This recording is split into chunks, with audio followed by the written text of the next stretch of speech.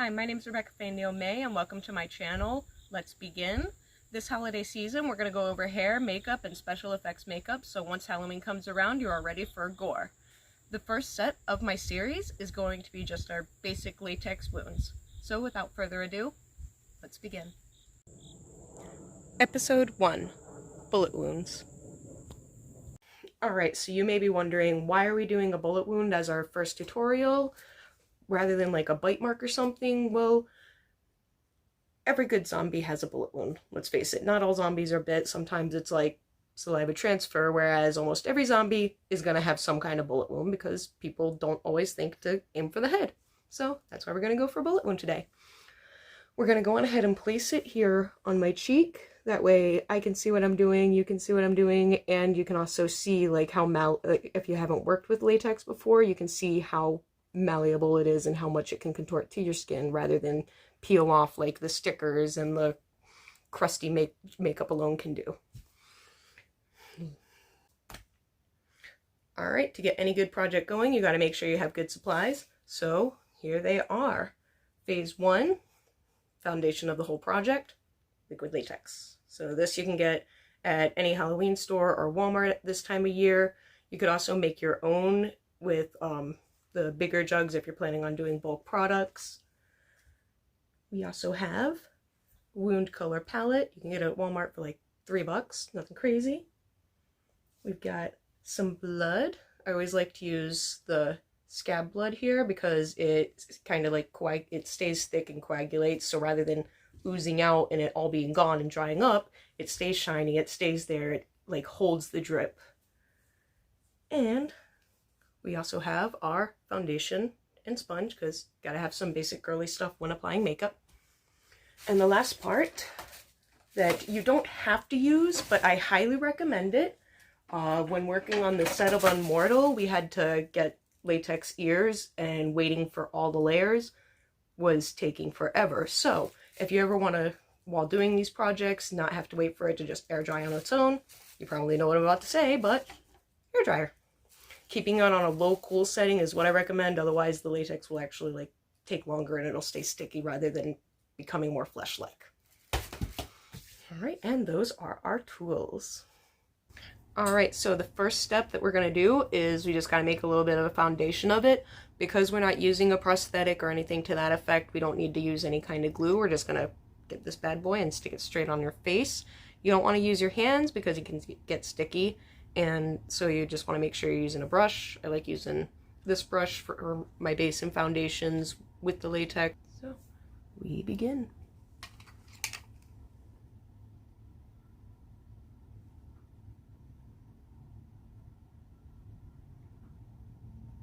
So with this, because you want it to look like an actual wound, you want it to raise off of your skin a little bit. You don't want to sit here and act like you're painting a house and do like a bunch of thin coats. No, you want to glob it on a bit. It takes a minute to dry, but that's why we have the hairbrush.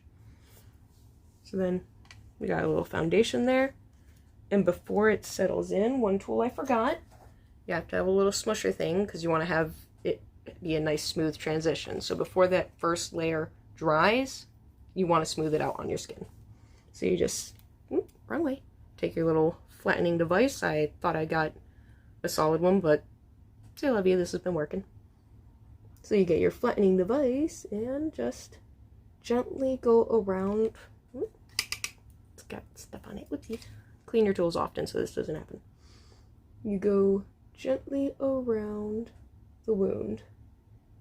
See, I'm hardly putting any pressure because I'm literally just making sure that the latex has a seamless transition from the circle onto your skin. This way, when you are blending, you'll have more surface area to work with for the blending of the colors. And so it ends up looking less choppy. The first one I did, I ended up making really small and didn't blend, and it just looked like I stuck something on my skin. So it just looked weird. So there. First step, make your circle, blend it in. Now, we gotta wait for that bad boy to dry. Again, I recommend low setting.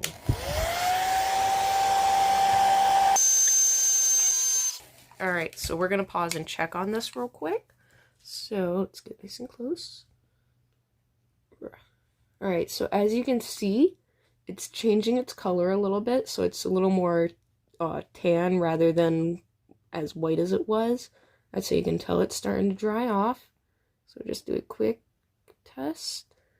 See, it actually morphed to my finger a little bit there, so we need to just make sure it's a little drier. So let's give it another minute under the thing.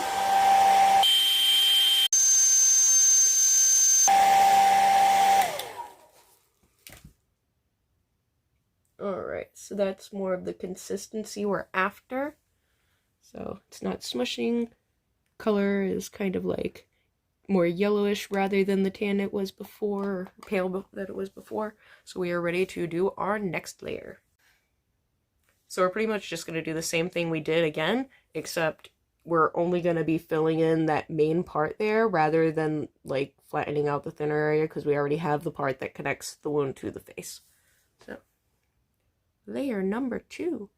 Normally when I'm making these, so far I've found 3 to 4 layers is the magic number, but I'm also learning about the consistency, and if you are one of the people who knows how to make the latex at home, it might have a completely different consistency, so do what you feel is right. Another thing that I've been seeing a lot when looking at these tutorials are them telling you to use like paper towels to make skin. That is something I unfortunately have not tried myself yet. I got to see someone do it, but I wasn't really able to figure out for myself how to make that work yet. So maybe by next month I'll be able to go over that kind of thing with you. Because I'm hoping that by next month I'll be moving on to doing some like minor prosthetics with latex. So we'll see. But yeah, make this layer nice and thick like the first one. You can even start shaping your wound a little bit. So just kind of take the brush. Ooh, that's terrible. Sorry, guys. Just kind of take the brush and bounce it around the edge of the wound, if that makes sense to you. So you have like these raised areas starting to form. We got another nice layer. Super white. Spray until it changes color again. Or dry until it changes color again. Another thing to remember is not to hold the fan too close, because if you hold it too close, it'll actually end up warping what you're working with. Yeah, so mine still has it there, but if you have it on high and you have it like right up against your face, it's going to splatter and it's going to move it. So make sure you're keeping your hairdryer like pretty decent distance out there. You don't want it to be hitting you hard enough that you have to squint your eyes. Just mildly uncomfortable. But food for thought.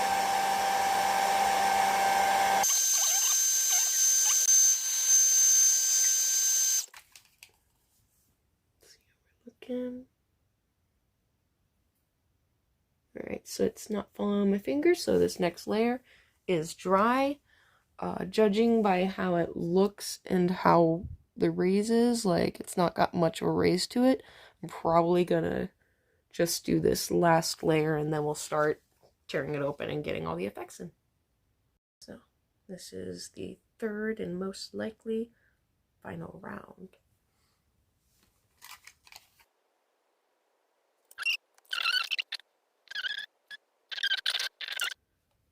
Last layer is on. And we dry.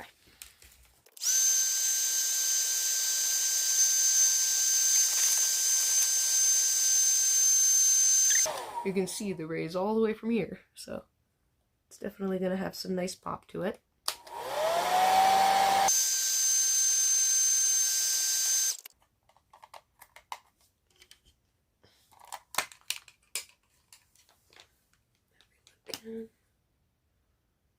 Alright, it's slowly changing color. Give it like another minute and a half of drying, and then it should be golden.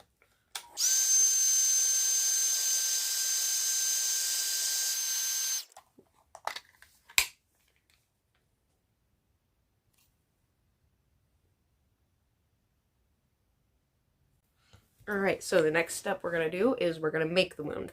One of the little tools that I forgot to introduce during the beginning is like little nail scissors, like the ones you get for your nail beds and such. I have been enjoying using these because you can just like get in, it's nice and pointy, snip it, and then snip around. So, let's do that. Never done it to my face before, so let's see how this goes.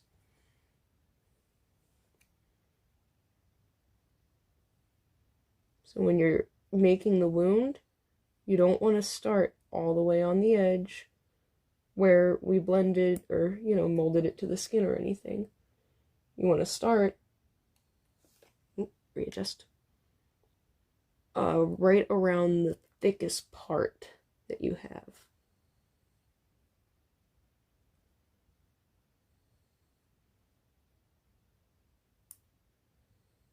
We're just going to go through, cut this little circle out. Be very careful not to cut yourself.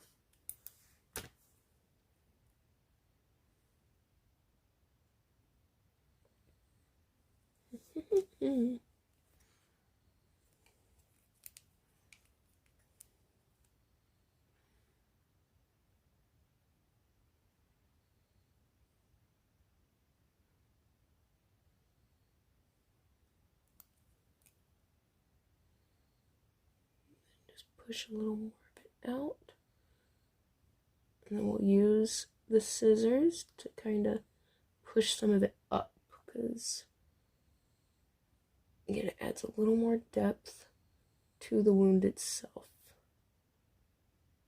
So it seems some of what I had wasn't completely dry, but that's kind of working in our favor right now, because I'm able to spread it around the wound. So there, we now have a little hole, a wound. If you don't want to make a bullet wound or something, I'm sure you could find like Tic Tacs and put a little maggot in there. Looks like a nice little maggot home. Or like an inevitable zit. So, now we have the actual wound. Now we're on the next step, and I think everybody's favorite step, the actual coloring of the wound. We're going to start off by blending it, and so we'll just get a little bit of foundation to put that together there. So,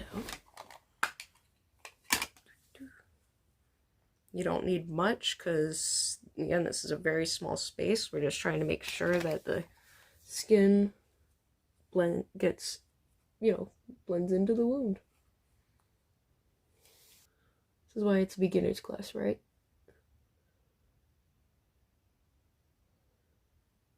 So we just go on ahead and put our foundation on around. If we're doing zombies, I'm pretty sure we would be doing like a grayish white tint. I'll actually be doing my face for the shoot that my neighbor and I are gonna have soon, and I'll go on ahead and put that up here when I make it. That way you'll be able to see how like I'll blend wounds to actual makeup from a costume. So we got phase 1 foundation. It's blended, like it's in there, it looks like me. Now to make it blend to the rest of the face. See, I'm a very pale person, so when it comes to foundations and stuff like that, I have to get normally the lighter ones, and I only put a little bit on because I also have freckles that I really like. So I guess blending on myself is a little bit of cheating. So yeah, see, now the wound and the skin are flawlessly connected. Alright, now we're going to move on to the next part. We're going to go on ahead and color our wound. This is where we pull out the multicolored wound kit from Walmart.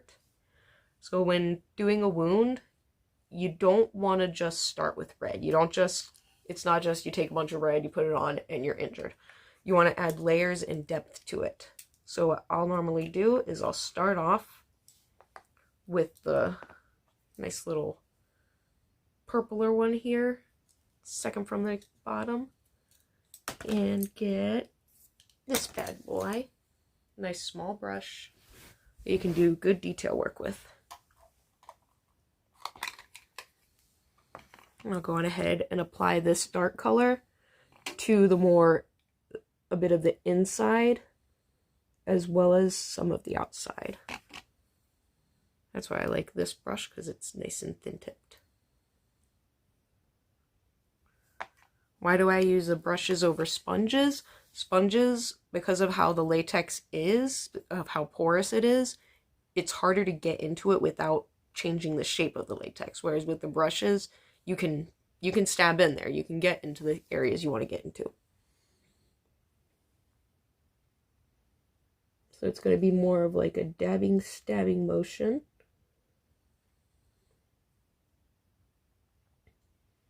So you can make sure you get all the ins and outs of it. Do, do, do, do, do.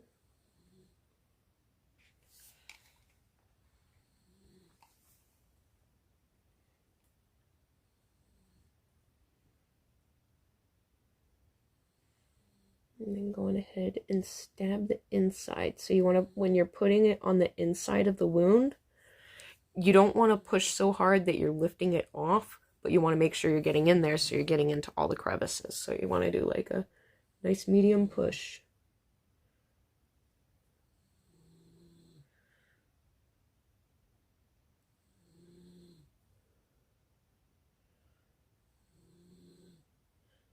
Once again, you can also use this to help shape your wound a little bit. Because if it was still a little moist, you can kind of push it under and up. Alright, so next I'm going to go on ahead and use the yellow to get that outer area a little bit. So we go wipey, wipey, wipey. And apply.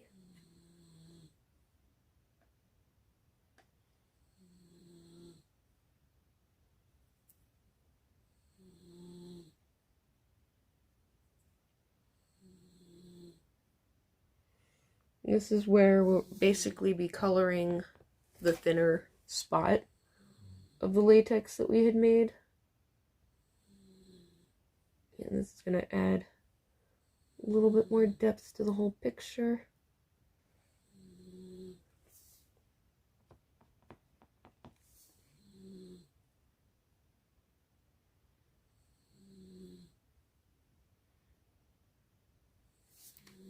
And then use our finger, or no, this is not a finger safe time. We're going to use the back of my initial brush to blend it a little bit.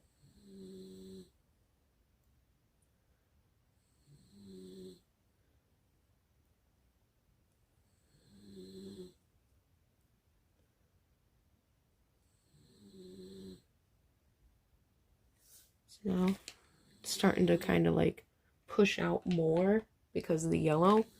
This doesn't pick it up nearly as well as the mirror does, but we're also still working on it. Alright, we have used the dark maroon, we have used the yellow. Now we're going to come on in with the pink. That's going to be what we're going to put between the yellow and the dark purple to thicken it out and, again, I'm saying this a million times, add more depth. Right brush would help.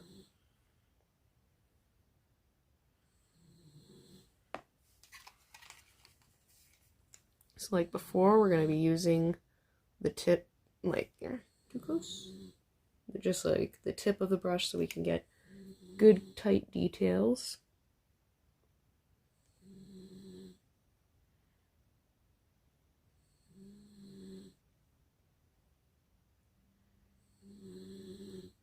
So this is more to give you the coloring for the outside of the wound itself. The inside is where all your tissue and muscle and vessels are. So that's why the inside is going to be darker. This is the outside swollen part that you would typically see on the outside of a wound.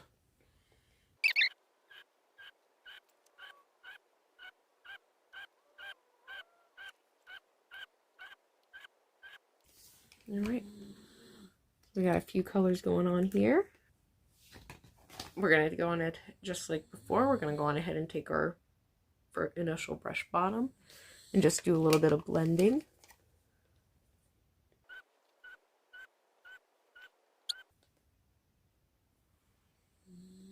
All right. So we just blended that up a little more. It's looking a bit more like a volcano. Almost there, guys. All right. The last piece of paint we're going to put in is the black. You want to use the black to basically line the inside of the wound a little bit, like where you would picture the bullet went into. So because of how this one is shaped, we're going to go on ahead and put the black all on this inside part here. And then we'll be able to throw the blood on top of that. So we want to get, because this is a nice detail moment, you want to make sure you get your detail brush. So, just gonna coat up that bad boy.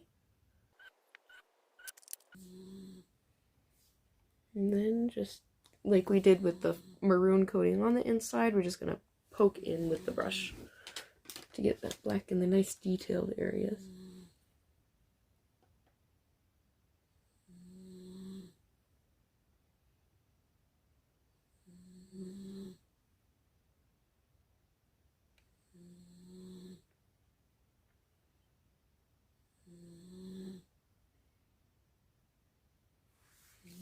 Alright, and voila, that's all that takes color-wise for that one. Alright, ladies and gentlemen, we are on for our last step, applying blood. For that, realistically, any brush can do. I don't recommend you use the one that you use for blending, because you obviously want your tools to last as long as possible. So you're just going ahead, and if you look in here, this is very, how can I hold this so you can see? There you go. Very viscous.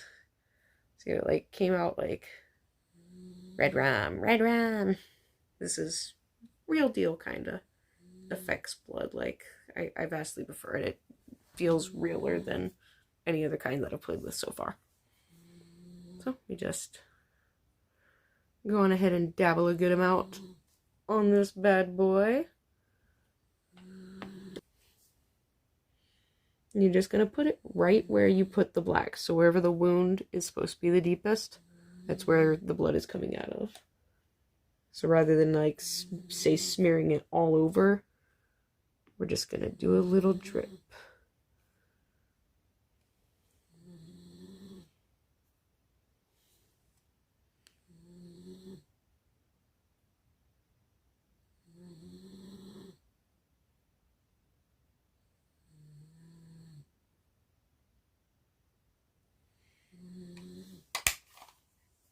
And voila!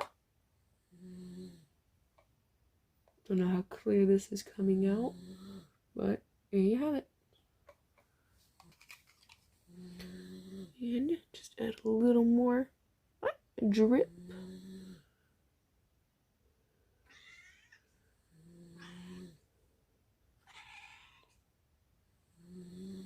Another good thing about this kind is that it really shapes well.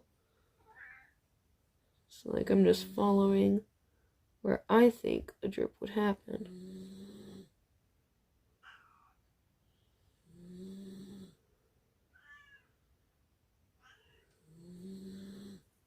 Here we go. Ta-da! We have a wound.